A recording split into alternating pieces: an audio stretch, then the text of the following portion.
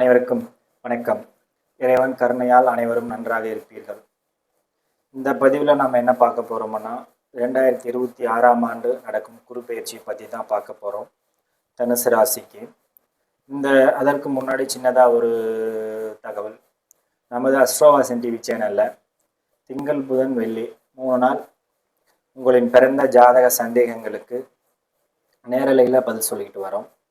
இந்த நேரலையில் உங்களுடைய பிறந்த நேரம், பிறந்த தேதி, பிறந்த இடம் கொஞ்சம் தெளிவாக குறிப்பிட்டு, குறிப்பாக காலையா மாலையா என்பதை கொஞ்சம் தெளிவாக குறிப்பிட்டு, உங்கள் கேள்விகளையும் தெளிவாக குறிப்பிட்டு நேரலையில் கலந்துக்கிட்டு உங்களுடைய பிறந்த ஜாதக சந்தேகங்களை கேட்டு தெளிவு பெறுங்க.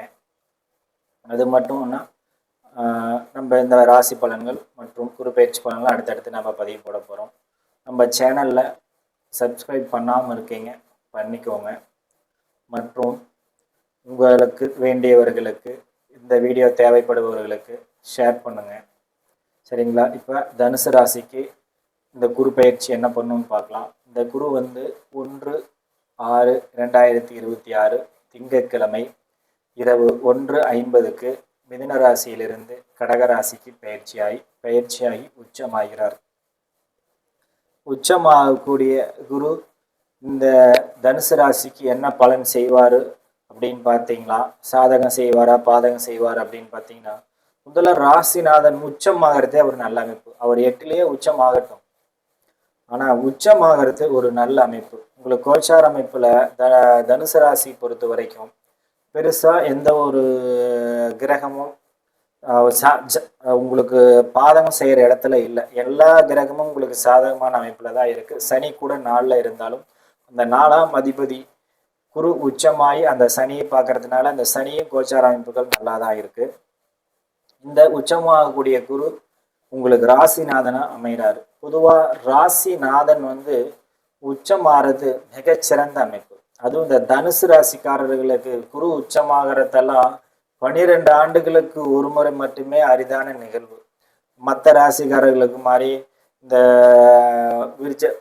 ரிஷப ராசியோ, துலா ராசியோ, கன்னியோ, மிதுனம ராசிக்காரர்களுக்கு மாதிரி அடிக்கடிக்கு உச்சமாகறதோ இந்த மாதிரி அமைப்பெல்லாம் அது வராது. 12 ஆண்டுகளுக்கு ஒரு முறை மட்டும்தான் ஒரு சுபகிரகம் உச்சமாகிறது ஒரு நல்ல அமைப்பு. இந்த குரு எங்கே உச்சமாகறாருன்னு பார்த்தீங்கன்னா, உங்கள் ராசிக்கு 8ஆம் இடத்துல உச்சமாகிறார். ஐயோ 8ஆம் இடத்துல என்னுடைய ராசிநாதன் குரு போய் 8ல் மறைகிறாரே அப்படின்னு நம்ம எடுத்துக்க வேண்டியதில்லை. 8ல் அவர் மறைஞ்சாலும் அதில் உச்சம் பலன் பெறுகிறார். அந்த உச்ச பலன் அவர் ஒரு சுபகிரகம் உச்ச பலனும் கிடைக்கிறதுனால 8ஆம் இடம் பாதகம் மட்டும் செய்ய அமைப்பு இல்லை, அதாவது கெடுதல் செய்யக்கூடிய அமைப்பு மட்டுமல்ல, திடீர் அதிர்ஷ்டமும் அதுதான் கொடுக்கும். 7க்கு 2ஆம் இடமும் அதுதான் அந்த அமைப்பு தான் வரும். மற்றும் உங்கள் 4க்கு, அதாவது மிதன தனுசு ராசிக்கு 4ஆம் இடத்திற்கு 5ஆம் இடம் தான் கடகராசி. இந்த மாதிரி நல்ல நல்ல அமைப்புகள்லாம் இருக்கு. இந்த 8ஆம் இடத்துல இருக்கக்கூடிய குரு உங்களை நீண்ட தூரம் ஒரு வெளிநாடு, ஒரு வெளி மாநிலம், நீண்ட தூரத்துக்கு நீங்க போயிட்டு வர நினைச்சிருப்பீங்க. அந்த மாதிரி அமைப்புக்கு போயிட்டு வரலாம். இன்னும் ஒரு சிலர் என்ன பண்ணியிருப்பீங்கன்னா, நீண்ட தூரமா நீண்ட காலமா உங்களுக்கு ஒரு வருமானம் வர வேண்டி இருக்கும். அது வருமா வராதா, அது வந்தா பரவாயில்லையே அப்படின்னு நினைச்சிட்டு இருந்திருப்பீங்க. அந்த மாதிரி நினைச்சிட்டு நீண்ட தூரம் ஒரு பெரும் தொகை உங்களுக்கு இந்த குரு பயிற்சினால உங்களுக்கு கிடைக்கும். அது பெருந்தொகையாக இருக்கலாம், நீண்ட நாள் வராத சொத்தாக இருக்கலாம், நீண்ட நாள் உங்க நெருங்கிய நண்பராக கூட இந்த குரு பயிற்சியால இருக்கலாம். இது எல்லாமே ஒரு அரிய பொக்கிஷங்களை உங்களுக்கு இந்த தனுசு ராசிக்காரர்களுக்கு கொடுப்பாங்க. பொதுவாக ராசிநாதன் உச்சமானாலே உங்கள் உடல் ஆரோக்கியம், மன ஆரோக்கியம் மேம்படும். உடல் ஆரோக்கியம் தெரியும், அது என்ன மன ஆரோக்கியம்? எப்போ பார்த்தாலும் சதவா ஏதோ ஒன்று தேவையில்லாமல் சிந்திச்சுக்கிட்டு மனசில் ஒரு குழப்பத்தை போட்டுக்கிட்டு நாளைக்கு என்ன நடக்கும், நாளானிக்கு என்ன நடக்கும், மகனுக்கு வருங்காலத்துக்கு என்ன செய்வோம், மகளோட வருங்காலத்துக்கு என்ன செய்வோம் அப்படின்னு ஒரு சிந்தனையால் குழப்பத்தோடு இருக்கிற தனுசு ராசிக்காரர்களுக்கு அந்த குழப்பம் நீங்கி நீங்கள் மன புத்துணர்ச்சியோட அடுத்த காரியத்துக்கு நீங்கள் வெற்றி நட போடுறதுக்கு உங்களுக்கு உத்வேகமாக இந்த குரு பயிற்சி அமையும்.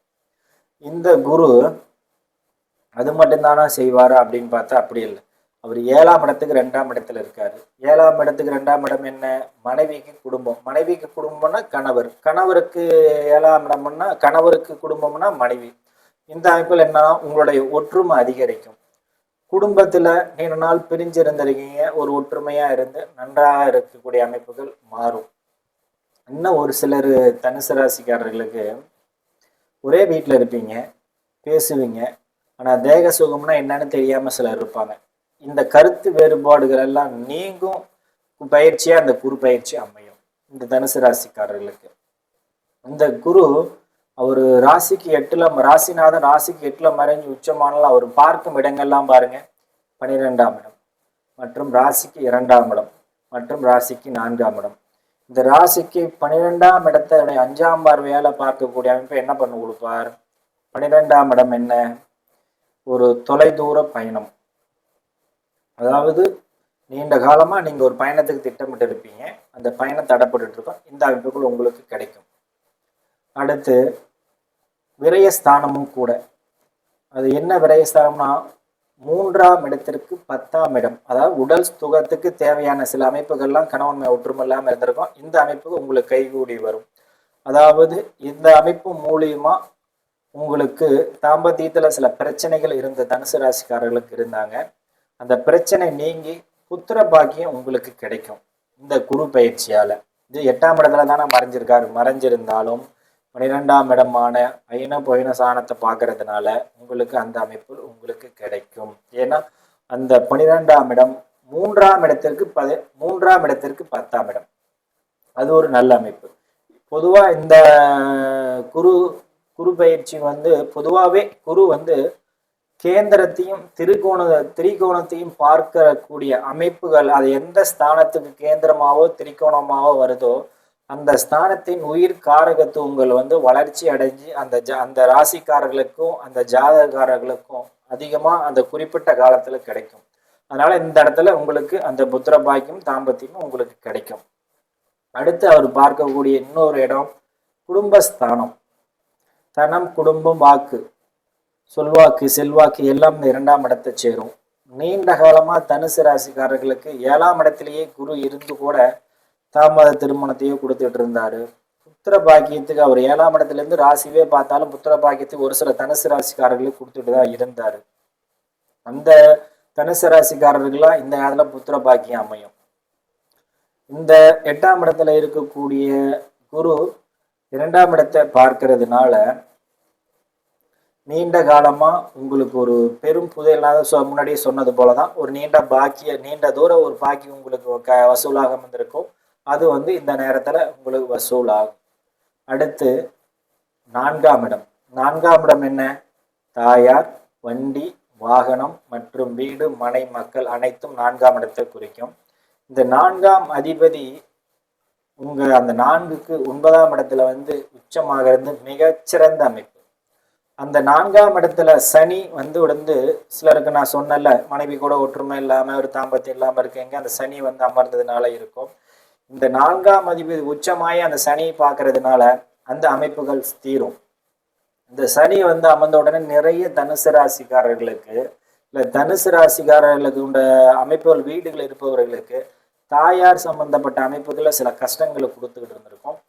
அந்த கஷ்டங்கள்லாம் தீரும் வருஷமா இந்த குரு பயிற்சி தனுசு ராசிக்காரர்களுக்கு இருக்கும். இந்த தாயார் மூலியமா ஒரு சிலருக்கு சங்கடங்கள் இருந்திருக்கும். இந்த சங்கடங்கள்னா அது உடல்நிலை சங்கடமாவோ ஒரு பண சங்கடமாவோ, ஏன்னா குரு தனக்காரன்றதுனால ஒரு பண பிரச்சனையால உங்களுக்கு ஒரு அமைப்பு இருந்திருக்கும். அது சரியாகக்கூடிய அமைப்பா இந்த குரு பயிற்சி தனுசு ராசிக்காரர்களுக்கு இருக்கும்.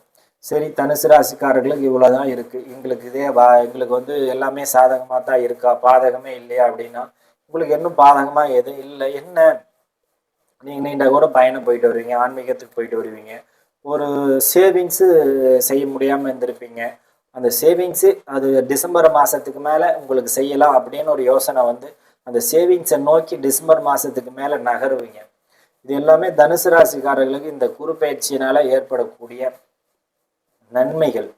தீமைகள் ஏதாவது நடக்குமா அப்படின்னு பார்த்தா தீமைகள் இந்த குரு பயிற்சியால தனுசு ராசிக்காரர்களுக்கு எந்த ஒரு கெடுதலும் பெரிதாக இல்லை. ஏன்னா மற்ற கிரகங்கள், கோச்சார அமைப்புகள், ராகு கேதுக்கள் கூட, சனி கூட எல்லாம் ஒரு நல்ல அமைப்புல தான் இருக்காரு. இன்னும் ஒரு வருஷ காலத்துக்கு தனுசு ராசிக்காரர்களுக்கு தொட்டது துலங்கும், வச்சது வாழும், அந்த மாதிரி அமைப்பு தான் இருக்கு.